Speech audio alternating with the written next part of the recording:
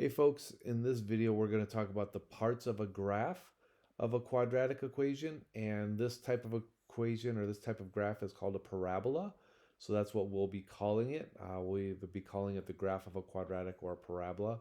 So this is mostly going to be just a lot of vocabulary for you in this video.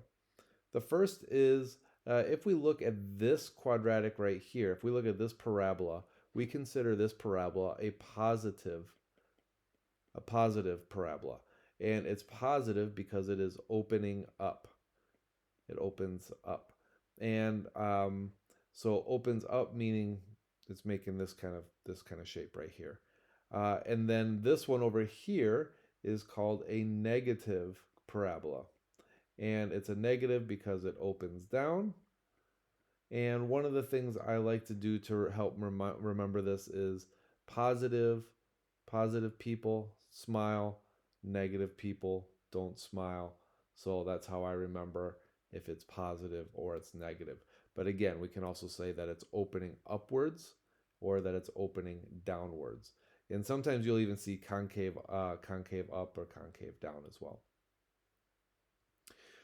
Within here, we have our x-intercepts.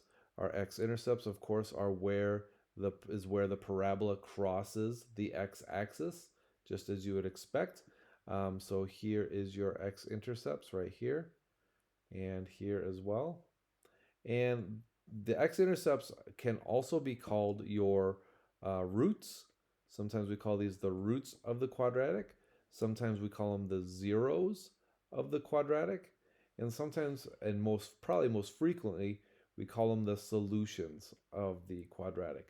So as you're working with various quadratic equations, functions, graphing, you'll hear each of these different terms all referencing the x-intercepts there.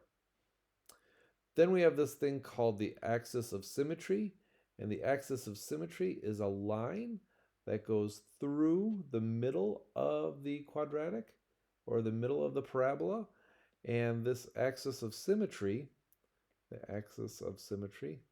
can just label this here on both of them, the axis of symmetry. And what this does is this is just an imaginary line that if we were to fold this half of the quadratic over, it would line up exactly on this side. And similar here, if I were to fold this side over here, it's going to line up exactly on that side. So that's why it's called the axis of symmetry. It's just, again, kind of an imaginary line there. And then finally, we have the vertex, which is either the maximum or the minimum point, maximum or minimum point. And something to keep in mind about the maximum, minimum, or the vertex is that it's always going to fall on the axis of symmetry. So here's our vertex. So good to know that if you know your axis of symmetry, you can always find your vertex simply by dropping that value of the axis of symmetry into the equation of your parabola, and you'll get your vertex value back out. So you take the x value, which is this line will give you an x value. Remember, vertical lines are x equals something, so you could even say x equals your axis of symmetry, x equals your axis of symmetry. But yeah, so if you have this x value, you put that into whatever your equation is, you're going to get out the y value right here. And that's also, if you think back to the x-intercepts, why we call them the zeros.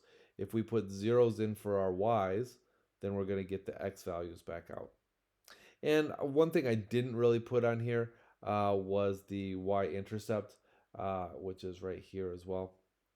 So we could also consider that part of the graph as well. But those are the main key points of the graph, or key parts of a graph. And in the next video, we're going to talk about how you can find them from a specific form of your quadratic equation.